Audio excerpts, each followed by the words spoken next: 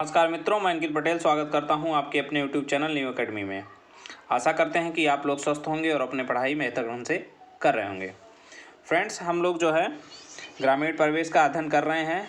उसके अंतर्गत हम लोगों ने जो है एक वीडियो जो है सामान्य परिचय का आया है कि लेखपाल क्या होता है, गाँव क्या होते हैं, और दूसरा वीडियो जो है हम लोगों ने राजस्व परिषद से संबंधित पढ़ा है। ठीक है, आज हम लोग जो है पढ़ने वाले हैं कि लेखपाल के कार्य क्या होते हैं और लेखपाल जो है क्या क्या चीज़ें बनाता है, खसरा खतौनी, भूमि रिकॉर्ड कैसे रखता है। तो आज हम लोग वो पढ़ने वाले हैं। तो आइए आज के वीडियो की शुरुआत हम लोग जो है हम लोग एक मोटिवेशनल लाइन से करते हैं। जिसने बोला कल दिन गया टल, जिसने बोला परसों बीत गए वर्षों, जिसने बोला आज उसी ने किया राज। मतलब ये है कि हम अगर कहेंगे अरे हम कल से करेंगे तो फिर पूरा दिन निकल जाता है और वो कल कभी नहीं आता, और जो कहा परसों उसका ऐसे ऐसे करके कई सालों निकल जाते हैं। और जिसने बोला नहीं आज हमको शुरुआत करना है तो हम अभी क्यों ना कर दें, और वो अभी से शुरुआत कर देता है और अपने वो लाइफ में अपने गोल को अचीव करता है। ठीक है, तो आइए आज के हम लोग जो है वीडियो की शुरुआत करते हैं। कल हम लोगों ने गजेटियर विभाग तक पढ़ लिया था। गजेटियर विभाग क्या होता है कि वो जो है ज़िले में जितने भी आवास हैं, बिल्डिंग हैं, पेड़ पौधे हैं, कहाँ क्या है, इस चीज़ की जानकारी वो रखता है। तो आज हम लोग पढ़ने वाले हैं लेखपाल। सबसे पहले पढ़ते हैं लेखपाल। लेखपाल कितने प्रकार के होते हैं? लेखपाल तो दो प्रकार के होते हैं। कौन कौन? एक चकबंदी लेखपाल, एक राजस्व लेखपाल। तो हमारा जो है मेन मोटिव क्या है पढ़ने का? राजस्व लेखपाल का। ठीक है, हम लोग राजस्व लेखपाल से ही संबंधित ज़्यादा अध्ययन करेंगे क्योंकि ये वैकेंसी राजस्व लेखपाल की है, तो उसी से संबंधित प्रश्न पूछे जाएंगे। तो राजस्व लेखपाल होता है, राजस्व परिषद के अंतर्गत करता है और जिला अधिकारी उसमें होते हैं, सबसे बड़े अधिकारी। ठीक है, अब देखते हैं लेखपाल काम क्या करते हैं भाई, इनका कार्य क्या होता है, कार्य इनका क्या क्या है। तो तहसील द्वारा निर्धारित तिथि पर उनको उपस्थित होना होता है।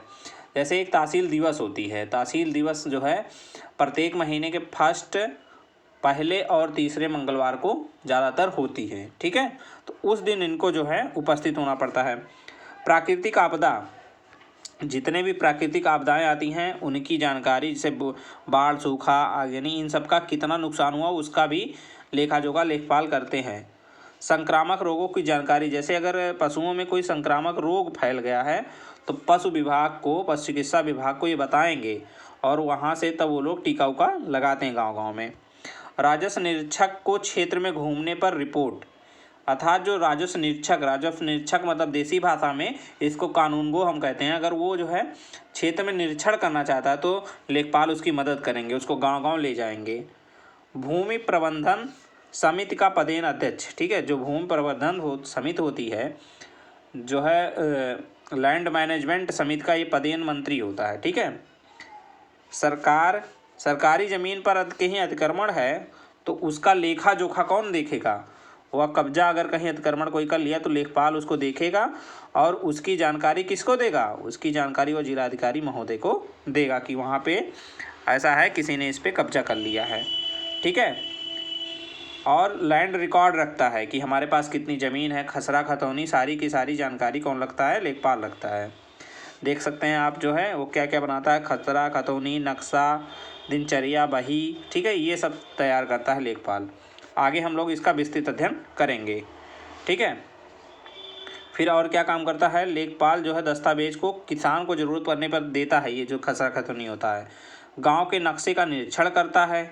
ठीक, और खेत व फसलों का निरीक्षण करता है, और क्योंकि खसरे में उसको दिखाना पड़ता है ना, आगे हम लोग पढ़ेंगे खसरा में खसरा कैसे बनता है, तो वो सब ये रिकॉर्ड रखता है। राजस्व निरीक्षक 2006 अधिनियम 1/2006 है, जिसके अनुसार ये वैकेंसी आई है, उससे हल्के में निवास करना पड़ता।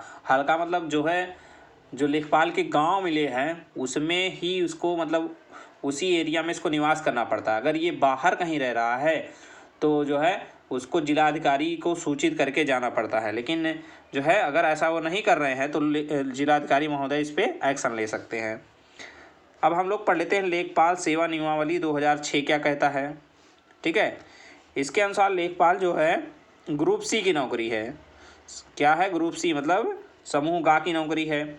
आवेदन करने के लिए आपको इंटरमीडिएट होना चाहिए। रिक्तियों का आवेदन कैसे होता है? जिलावार होता है, लेकिन उसको जिलावार तो होता है, लेकिन जो है वैकेंसी राज्य सरकार कराती है, जिले के माध्यम से नहीं होती है। शिकायत अगर लेखपाल के खिलाफ कोई करनी है तो कौन सुनेगा? जिलाधिकारी सुनेगा। ठीक, अब आ जाता बहुत ही इंपॉर्टेंट टॉपिक, जहाँ से क्वेश्चन आना लगभग तय ही रहता है और हर एक अभी तक जितने एग्जाम हुए हैं लेखपाल के उसमें पूछा ही गया है, जो कि है टॉपिक हमारा लैंड रिकॉर्ड, भू अभिलेख। ठीक है, भू अभिलेख में पहला अभिलेख आता है खसरा।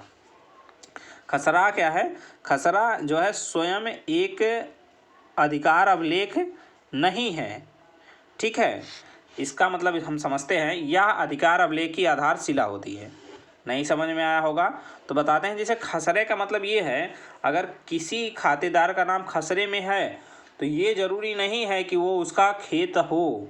ठीक है, केवल जो है वो एक आधारशिला है कि एक उसका जो है एक पत्र है कि जो है इसका खेत हो सकता है, इस बात की गारंटी में भी देता है। जैसे हम इसको एक एग्जांपल से समझते हैं। जैसे आपने इंटरमीडिएट पास कर लिया, ठीक, तो इंटरमीडिएट पास करने के बाद आप लेखपाल बनने के योग्य हो गए, लेकिन ये कोई ज़रूरी नहीं है कि जो सारे इंटर पास हैं वो लेखपाल ही बनेंगे। वैसे जो है खसरे में उसका नाम है तो ये कोई ज़रूरी नहीं वो उसका खेत हो, उसका खेत हो भी सकता है, नहीं भी हो सकता है। ठीक है, अब आइए देखते हैं खसरा बनाने के लिए, जब खसरा बनता है उसके लिए लेखपाल को वर्ष भर में 3 बार पड़ताल करनी पड़ती है। ऐसा क्यों? क्योंकि खसरे में जो है, खसरे में क्या है कि वो फसल कौन कौन सी बोई गई है इसका डाटा उसके रखना पड़ता है। खरीफ के लिए वो 10 अगस्त को जाता है, रबी के लिए 1 जून को जाता है और जायद की जानकारी के लिए वो कब जाता है? 1 मई को जाता है। ठीक है, और एक चीज़ इम्पॉर्टेंट है कि खसरे में कितने खाने होते हैं, तो ये क्वेश्चन पूछा गया है, तो बता दीजिएगा आप लोग। खसरे में 22 खाने होते हैं। ठीक है, डायरेक्ट क्वेश्चन आता है ये खसरे से संबंधित। अब देखते हैं खतौनी। खतौनी जो है हमारे जो ये लेखपाल नियमावली 2006 है उसमें खतौनी का उल्लेख नहीं है, खतौनी शब्द का उल्लेख नहीं, वहाँ वार्षिक रजिस्टर का उल्लेख है जो कि धारा 33 के अंतर्गत आता है। ठीक है, लेकिन हम सामान्य भाषा में खतौनी बोलते हैं।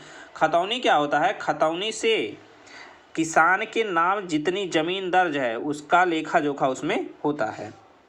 ठीक है, खतौनी में जोतकारों का वर्णन होता है और खतौनी का नवीनीकरण 6 वर्ष में होता है। खतौनी का नवीनीकरण कितने वर्षों में होता है? 6 वर्षों में, इसको ध्यान रखेंगे। आइए आगे बढ़ते हैं। अब आता है दिनचर्या। दिनचर्या वही या उसको बोलते हैं डायरी। जैसे लेखपाल दिन भर में क्या काम करते हैं उसका जो है लेखा जोखा लेखपाल रखते हैं, ये कभी भी उनके अधिकारीगण मांग सकते हैं। ठीक है, और जो है किसान जो है जो वो होता है, क्या नाम है, कृषि वर्ष जो है 1 अगस्त से लेकर 30 जून तक चलता है। जैसे हमारा एक वित्तीय वर्ष होता है, कब से कब होता है? जान लीजिए कि 1 अप्रैल से 31 मार्च। ठीक है, वैसे किसान वर्ष जो है 1 अगस्त से 30 जून तक माना जाता है। अब आइए ध्यान देते हैं, नेक्स्ट है खेवट। खेवट क्या होता है? खेवट अब जो है प्रचलन समाप्त हो गया। यह एक दस्तावेज होता था जो जमींदारों की पंजी होती थी, मतलब जमींदार का लेखा जोखा उसमें होता था। ठीक है, किसान बही, जो किसान के पास कितना खेत है क्या है उसका डाटा किसान बही होता, उसमें किसान बही में रहता है। किसान बही की शुरुआत कब हुई? ये डायरेक्ट क्वेश्चन पूछा गया है 1992 ईस्वी में। ठीक है, ये क्या होता है? एक दस्तावेज होता है, किसान के पास रहता है। कहाँ काम आता है ये? सरकारी बीज उर्वरक लेने में हमको काम आता है। और किसके द्वारा तैयार किया जाता है? लेखपाल के द्वारा। गांव रजिस्टर। ठीक है, गांव रजिस्टर क्या होता है कि धारा 131 के अनुसार ये पहली बात बनता है। ये कितने सालों में नवीनीकरण होता है? 5 साल में। इसको जो है किसके द्वारा होता है? जिला कलेक्टर मतलब डीएम के द्वारा ये जो है 5 साल में अपडेट होता है। तो डीएम तो स्वयं जाएगा नहीं, वो लेखपाल के माध्यम से ही करवाएगा। ठीक है, लेकिन मेन हेड उसका वही होता है। अब देख लेते हैं चकबंदी। जैसा कि हम लोग पहले भी जान चुके हैं, चकबंदी क्या होता है? छोटे छोटे खेतों को एक जगह इकट्ठा करना चकबंदी कहलाता है। उत्तर प्रदेश में चकबंदी की शुरुआत कब हुई? तो 1954 में हुई। ठीक है, चकबंदी के प्रकार। चकबंदी जो है 2 प्रकार का होता है। कौन कौन है उसको देख लेते हैं हम लोग। चकबंदी 2 प्रकार के होते हैं, एक ऐच्छिक चकबंदी, एक अनिवार्य चकबंदी। ऐच्छिक चकबंदी वो होता है जिसमें सभी किसान जो है या बहुत ज़्यादा किसान जो है इच्छुक रहें, वो ऐच्छिक चकबंदी होता है। अगर वैसा देखा जाए तो चकबंदी की शुरुआत जो है अगर पूरे इंडिया में देखा जाए तो 1921 ईस्वी में पंजाब में हुई थी। ठीक है, अब देख लेते हैं अनिवार्य चकबंदी। अनिवार्य चकबंदी जो है सरकार के द्वारा अनिवार्य रूप से होती है। ये भी दो प्रकार की होती है, एक आंशिक अनिवार्य, एक पूर्ण अनिवार्य। आंशिक अनिवार्य जो होता है अधिकतर लोग चाहते हैं, जैसे अगर किसी गांव में मान लीजिए 100 बीघा ज़मीन है तो जो 75 बीघा ज़मीन के मालिक हैं, चाहे वो 2 ही लोग हों या 4 लोग हों, 10 लोग हों, 100 लोग हों, ठीक है, 75% लोग, 75% लोग नहीं, लोग से नहीं मतलब है, 75% ज़मीन के जो मालिक हैं, ज़मीन से यहाँ मतलब है, अगर वो लोग चाहते हैं तो वहाँ पे जो है चकबंदी हो जाती है। ये होता है आपका आंशिक अनिवार्य। ठीक है, इसकी शुरुआत 1923 ईस्वी में एमपी में हुई थी। कहाँ पे हुई थी? मध्य प्रदेश में। उस समय इसको किस नाम से जाना जाता था? मध्य प्रांत के नाम से। अब पूर्ण अनिवार्य चकबंदी है कि इसमें भाई किसी का कुछ नहीं चलेगा, इसमें होना है तो होना है। 1948 में इसकी शुरुआत हुई थी और ये कानून बना के किया जाता है। ठीक है, अब आइए आगे बढ़ते हैं। आगे है दाखिल खारिज। दाखिल खारिज, जब आप लोग लेखपाल बन जाएंगे तब थोड़ा पैसा वैसा कमा लेंगे तो क्या सोचेंगे? सोचेंगे कि भैया कहीं ज़मीन ले लेते हैं। अपने पापा मम्मी से बोलेंगे मम्मी पैसा हो गया है तो कहीं ज़मीन खरीद लिया जाए तो सही रहेगा। तो मम्मी पापा कहेंगे ठीक है, तो जाएंगे आप ज़मीन खरीद लेंगे। तो किसी के नाम वो ज़मीन रहती है ना पहले, तो उस ज़मीन को जब आप अपने नाम कराएंगे तो वही एक जो किसी का ज़मीन है, मतलब अगर हम समझे तो एक जोतकार के नाम से दूसरे जोतकार के नाम ज़मीन का हस्तांतरण जो है दाखिल खारिज कहलाता है। तो इसको पढ़ लेते हैं हम लोग। वार्षिक रजिस्टर अर्थात खतूनी में किसी जोतकार को हटाकर नए नाम को दर्ज करना ही दाखिल खारिज कहलाता है। ठीक है, कृषि वर्ष हमने अभी पढ़ा 1 जुलाई से 30 जून तक होता है। इसे कृषि वर्ष या फसली वर्ष भी कहते हैं। अब देखते हैं उत्तराधिकार का क्रम। उत्तराधिकार का मतलब ज़मीन के मालिक आज आप हैं, कल आपका लड़का होगा, तो वो कैसे कैसे मतलब जाता है, किसके नाम कैसे कैसे ट्रांसफ़र होता है, इसको हम लोग देख लेते हैं। अगर मान लीजिए आपके पिताजी हैं, ठीक है, पिताजी के बाद आपका हो जाएगा। ठीक, पिताजी हैं, अगर पिताजी के पुत्र हैं कोई तो उनको मिलेगा। अगर पिताजी के पुत्र नहीं हैं तब जाके पिता मतलब आपकी माता को मिलेगा। ठीक है, मान लीजिए एक आदमी है, उनका कोई पुत्र नहीं है, तब जाके उनकी पत्नी को मिलेगा, नहीं तो पहले बच्चे को मिलता है। महिला के क्रम में देखते हैं। महिला अगर है कोई जो है, अगर महिला का मतलब ट्रांसफ़र होगा, महिला के नाम के बाद उसका ज़मीन का मालिक उसका पुत्र होता है। पुत्र नहीं है तब जाके पति का होगा। अगर पति भी नहीं है तो पुत्री के जो है पुत्री के पुत्र के नाम होगा। ठीक है, अगर वो भी नहीं है तो महिला के पिता के नाम होगा।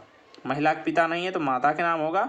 अगर माता जब नहीं रहेंगी तब भाई भतीजे का नाम होता है। ठीक है, तो इसको ध्यान रखेंगे थोड़ा। अब देखते हैं अधिकार की प्रक्रिया। जैसे मान लीजिए जो है किसी के जो है दादा या पिताजी की जो है मृत्यु हो जाती है तो अधिकार होता है ना उस पर। जैसे बताएं अधिकार का क्रम क्या होगा, तो 2 प्रकार के अधिकार, एक विवाद रहित हो सकता है और एक विवाद सहित हो सकता है। विवाद रहित का मतलब अब भाई जैसे किसी के हैं, पापा का डेथ हो गया तो उनका लड़का पाया जाएगा, उसमें कोई विवाद नहीं है। लेकिन अगर मान लीजिए उस ज़मीन पे एक से ज़्यादा लोग दावा करते हैं तो विवादित ज़मीन हो जाएगा। तो देखते हैं उसका कैसे ट्रांसफ़र होता है।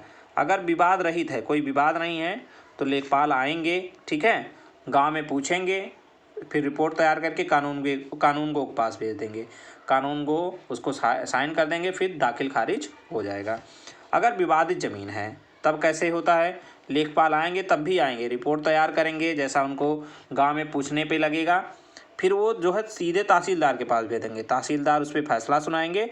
अपील जो है एसडीएम सुनेंगे। तहसीलदार मान लीजिए कोई फैसला सुनाए और उससे आप असंतुष्ट हैं तो अपील जो है एसडीएम के पास होगा, एसडीएम के बाद डीएम के पास होगा, ऐसे बढ़ता रहेगा। ठीक है, फिर आइए देखते हैं तहसील दिवस।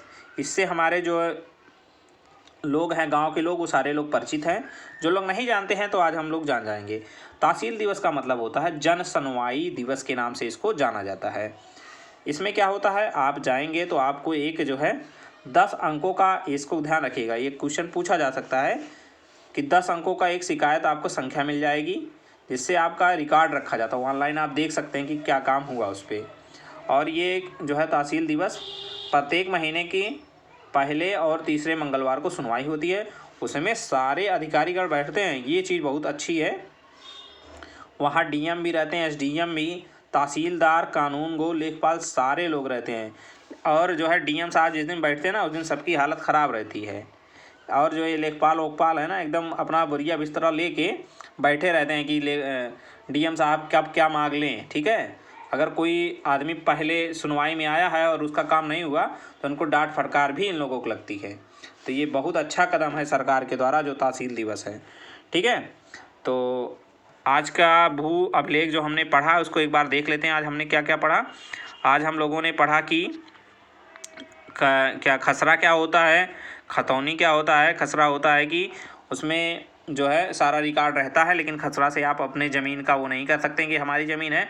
खतौनी से जो है आप कह सकते हैं कि आपकी ज़मीन है, इसमें 13 खाने होते हैं। खसरा में जो है 22 खाने होते हैं। फिर आपने जाना दिनचर्या, वही मतलब लेखपाल के दिन भर का डाटा जो रहता है। फिर आपने जाना किसान वर्ष क्या होता है, एक जो है 1 अगस्त से 30 जून तक होता है। खेवट क्या, किसान बही आपने देखा, गांव रजिस्टर, ठीक है, चकबंदी। तो आप लोगों ने इतना देखा। आप लोग क्या करिएगा, इसको जब वीडियो देखिए तो पेन कॉपी लेके साथ में नोट्स बनाते चलिए। ठीक है, तो आपका तैयार होता भी जाएगा। तो आज का वीडियो यहीं तक रखते हैं। वीडियो को अंत तक देखने के लिए आप लोगों का बहुत बहुत धन्यवाद। आप लोगों को वीडियो को लाइक करें, शेयर करें और कमेंट बॉक्स में आप अपने सुझाव हमें दे सकते हैं। हमें आपके कमेंट का इंतज़ार रहेगा। ठीक है, मिलते हैं एक नए टॉपिक के साथ। तब तक के लिए जय हिंद, जय भारत, वंदे मातरम।